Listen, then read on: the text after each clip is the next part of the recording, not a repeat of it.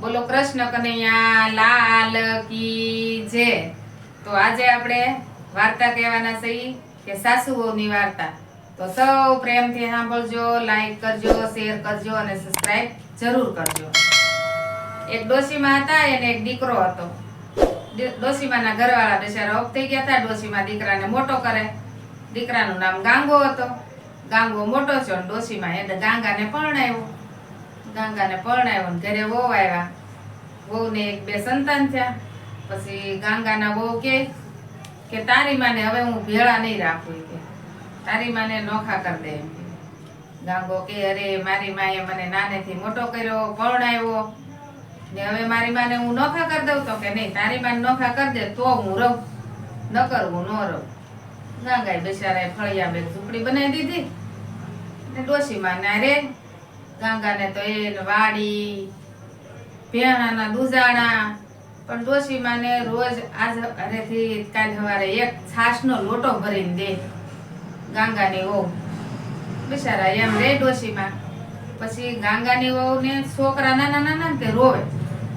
ગાંગાની વહુ કે ડોશીમા હવે તમને છાશ એમને નહીં મળે। તો કે કેમ બાપા? તો કે તમારે છે ને ઘડીક આવીને અહીંયા છોકરાને રમાડવાના ને એની અરે ઠેકડા મારવાના, રમાડવાના, તો હું એક લોટો સાય દે, નકર હું સાય નહીં દઉં। ડોશીમાં કે બાપા મારે તો માંગ્યો હવે તો ઓછાળો રોટલો ખાવો, તું કે એમ મારે કરવું પડે। ડોશીમાને કે તમે છે ને ટકો કરાઈ આવો ગામમાં જઈને, કે માથે વાળ રાખતા ને એમ કે ને છોકરાને રમાડો। ડોશીમાં બિચારા ટકો કરાઈ આવે। પછી રોજ સવારમાં ડોશીમાં સાસ લેવા આવે ને છોકરા હમું ઠેકડા મારે કે જોજે પુત્ર ગાંગા નાસે છે ડોશી ધ્રુજે છે ટાંગા।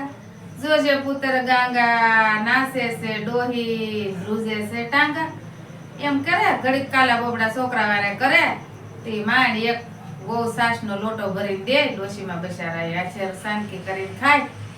પછી એક દી ગાંગાને વાત કરી કે મારી તારી વહુ મને આવું કરે છે। તો કે હાચી વાત છે? તો કે હવે મારી તું જો તો ખબર પડે તને, એમ કે મને રોજ નસાવે તે માંડ એક લોટો સાસ આપે છે।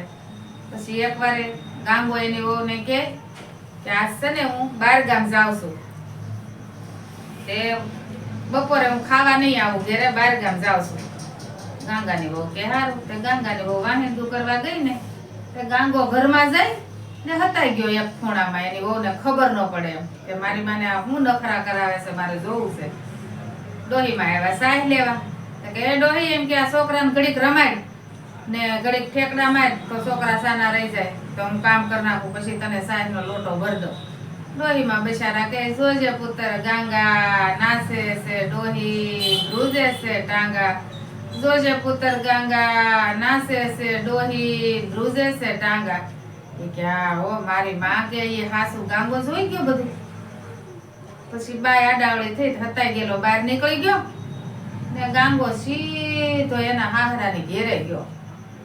ન્યા જઈને કે ઘેરે ડોહીમાં એને હાહુન ઘેરે ડોહીમાં એને હાહરાને કે ભાભા તમારી સોડી બહુ માંદી છે એમ કે ને છેલ્લે ડસકે છે, હું દવાખાને જઈ વેળ્યો પણ હારું નથી થાતું, પણ એક જણાએ મને કીધું છે કે જો ઈ કે એના માવતરના ઘરના બધા ટકો કરાવી નાખે ને બધા કૂપડા બાંધે, ડબલા બાંધે ને બધા આખું કુટુંબ વગાડતા આવે ને એમ ગાતા આવે કે જાય જીવતડી રેહે તો 10 બાંધ્યા 10 બાંધીશ જો, જાય જીવતડી રેહે તો 10 બાંધ્યા 10 બાંધીશ જો। તે ઓલી બાઈની માં કે અરર મારી છોડી એટલી બધી માંદી છે?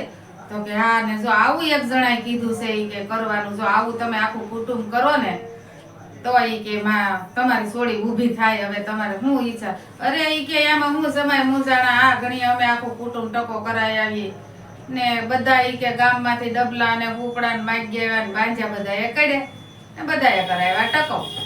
કે હારું હવે હું ઘેર જાઉં છું ને તમે છે ને મારી ઘેરે આવજો બધાય ને લાઈન થઈને વગાડતા આવજો, કે નાસ્તા આવજો, કે જાય જીવતડી રેહે તો 10 બાંધ્યા 10 બાંધીશ જો।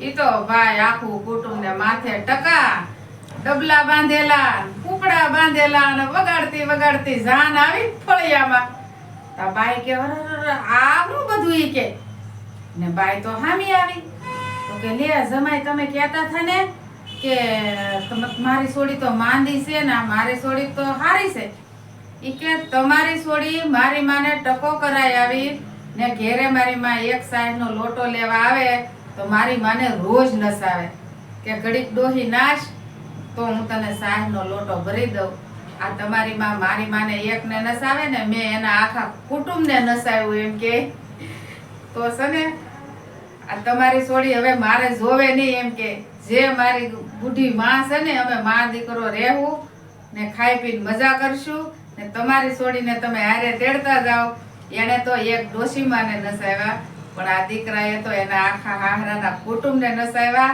પછી બાઈને એના માવતરની ઘેરે મોકલી દીધી ને ગાંગાએ ખાઈ પીને મજા કરી દીકરાને ભગવાનને એમ છું દીકરાની બુદ્ધિ હારી આલી ને થોડાક એને હૃદયે ભગવાન વહ્યા તો પોતાની માને હાંસવી લીધા તો મારી વાર્તા હારી લાગી હોય તો બધા પ્રેમથી સાંભળજો આનંદ કરજો ને લાઈક કરજો ને સબસ્ક્રાઇબ જરૂર ને જરૂર કરજો ને આવી વાર્તાઓ સાંભળતા રહેજો.